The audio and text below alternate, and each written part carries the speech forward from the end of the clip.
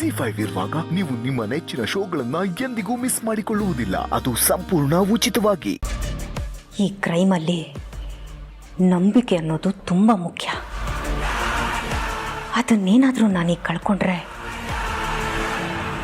ಈ ಸಂತೋಷ, ಸುಖ, ಈ ಐಶ್ವರ್ಯ ಯಾವುದನ್ನು ನಾನು ಅನುಭವಿಸೋಕ್ಕಾಗಲ್ಲ. ಕಿಶೋರ್ ಏನಾದರೂ ದುರ್ಗಾ ಹತ್ರ ಸುಳ್ಳು ಹೇಳಿರ್ಬೋದಾ? ಹೇಳಿದ್ರು ಹೇಳಿರ್ಬೋದು. ನಾನು ಅದನ್ನು ಸೀರಿಯಸ್ ಆಗಿ ತಗೊಳಕ್ಕೆ ಹೋಗ್ಬಾರ್ದು. ನಾನು ಕಿಶೋರ್ನ ನಂಬ್ತೇನೆ.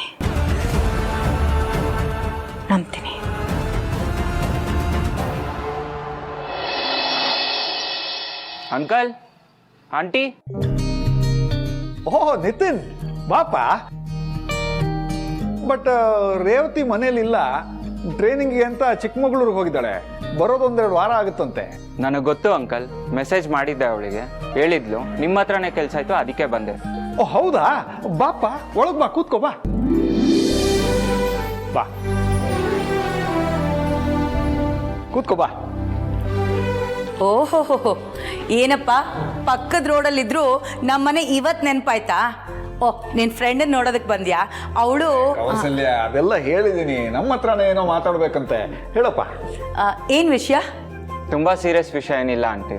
ರೇವತಿ ಒಂದ್ ವಾರದ ಮುಂಚೆ ನ್ಯೂ ಇಯರ್ಗೆ ಗಿಫ್ಟ್ ಕೊಡ್ಬೇಕು ಅಕ್ಕ ಭಾವನ್ಗೆ ಅಂತ ಹೇಳಿದ್ಲು. ಹೆಂಗಿದ್ರು ಫೋಟೋ ಕಳ್ಸಿದ್ದು, ನಾನು ಸ್ಕೆಚ್ ಆರ್ಟಿಸ್ಟ್ ಅಲ್ವಾ, ಅದಕ್ಕೆ ಮಾಡಿದೆ, ಕೊಟ್ಟೋಗೋಣ ಅಂತ ಬಂದಿದ್ದೆ.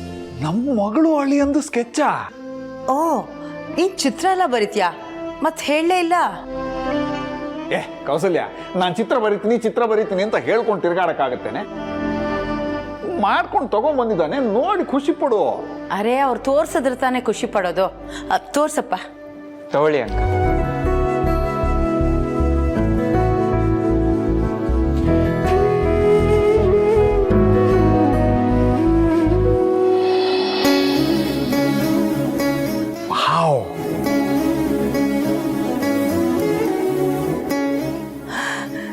ಕೊಡ್ರಿ ಇಲ್ಲಿ.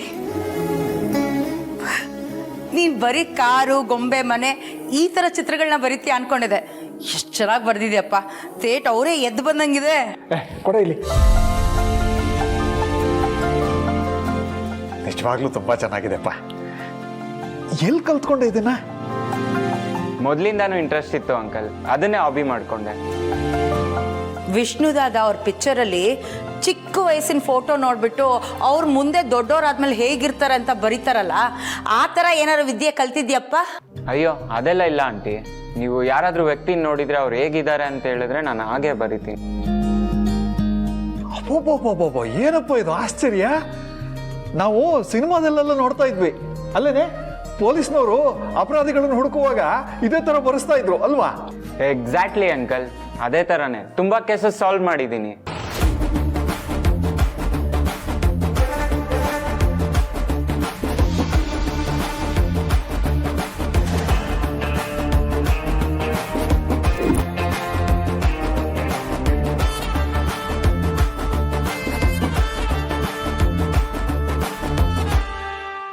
ರೀ, ಏನ್ ಯೋಚನೆ ಮಾಡ್ತಾ ಇದ್ದೀರಾ? ಏನಿಲ್ಲ. ನೋಡಪ್ಪ ನಿತಿನ್, ನಾನು ಒಬ್ಬ ವ್ಯಕ್ತಿ ಚಹರೆ ಲಕ್ಷಣ ಎಲ್ಲ ಹೇಳ್ತೀನಿ, ಅವನ ಚಿತ್ರ ಬರ್ಕೊಡ್ತೀಯಾ? ಆಯ್ತು ಅಂಕಲ್, ಬರ್ಕೊಡ್ತೀನಿ. ನನ್ನ ಸೆಟಪ್ ಇವಾಗಲೇ ಹೋಗಿ ತಗೊಂಡ್ಬರ್ತೀನಿ. ಹಾ.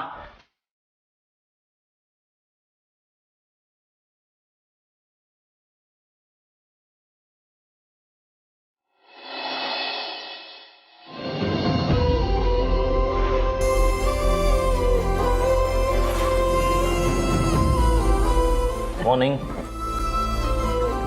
ಏನಿವತ್ತು ಎಲ್ಲರೂ ತುಂಬ ಸಂತೋಷವಾಗಿ ಕಾಣಿಸ್ತಾ ಇದ್ದೀರಾ?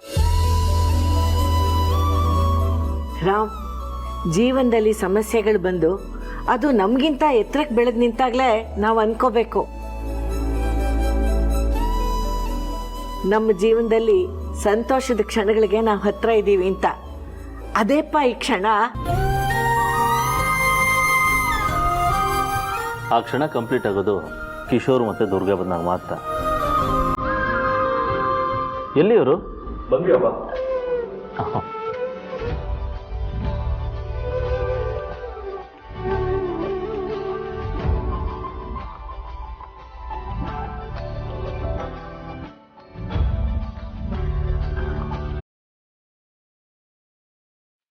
ಮಾರ್ನಿಂಗ್ ಅಪ್ಪ. Good morning Kishore. So Durga ಹೇಗಿದ್ದಾಳೆ? ಹೌಶಿ? ನಿಧಾನವಾಗಿ ನಂದಾಗಿ ತರೋ ಪ್ರಯತ್ನ ಮಾಡ್ತಿದ್ದೀನಪ್ಪ.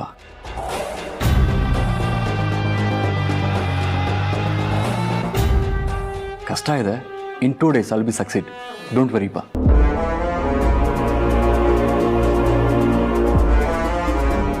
ಇವರೆಲ್ಲರೂ ಖುಷಿಯಾಗಿರುವಾಗಲೇ ನಾವು ನಮ್ಮ ಕೆಲಸನ ಮುಗಿಸ್ಬೋದು.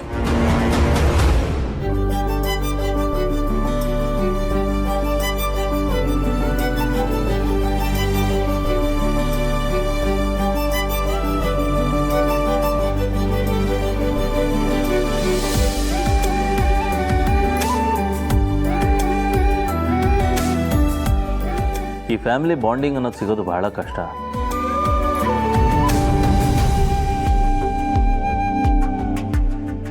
ಅಕಸ್ಮಾತ್ ನಮಗೆ ಸಿಕ್ಕಿದೆ ಅಂದರೆ ಈ ಫ್ಯಾಮಿಲಿ ಸಿಗೋದಕ್ಕೆ ನಾವೆಲ್ಲ ಪುಣ್ಯ ಮಾಡಿದ್ದೀವಿ ಅಂತ ಅರ್ಥ.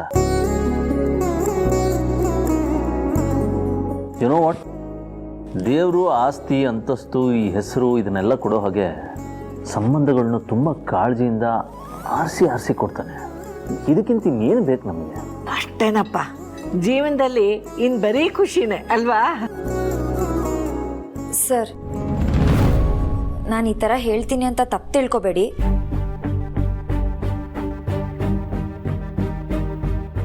ಇಷ್ಟಕ್ಕೆ ಖುಷಿ ಪಟ್ರೆ ಸಾಲದು. ಮತ್ತಿನ್ನೇನು ಮಾಡಬೇಕಲಿಲ್ಲ? ಹೇಳ್ತೀನಿ. ಈ ಮನೇಲಿ ಮೊದಲಿಂದಾನು ಏನೇನಾಗ್ತಿದೆ ಅಂತ ಯೋಚನೆ ಮಾಡ್ತಾ ಬಂದರೆ ಸಮಸ್ಯೆ ಆಗುತ್ತೆ. ಸ್ವಲ್ಪ ಟೈಮ್ ಆದಮೇಲೆ ಆ ಸಮಸ್ಯೆ ಸಾಲ್ವ್ ಕೂಡ ಆಗುತ್ತೆ.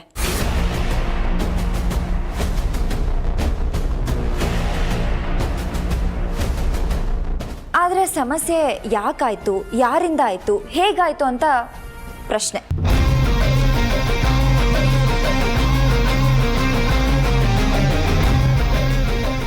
ಆ ಪ್ರಶ್ನೆಗೆ ನಮ್ಗೆ ಯಾರಿಗೂ ಉತ್ತರ ಸಿಕ್ಕಿಲ್ಲ.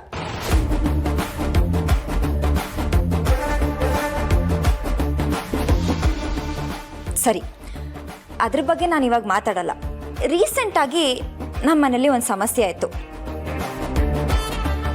ಅದ್ರ ಬಗ್ಗೆ ಮಾತಾಡೋದಾದ್ರೆ, ಒಬ್ಬ ವ್ಯಕ್ತಿ ಈ ಮನೆನ ನಾಶ ಮಾಡಕ್ಕೆ ಕಾಯ್ತಾ ಇದ್ದಾನೆ.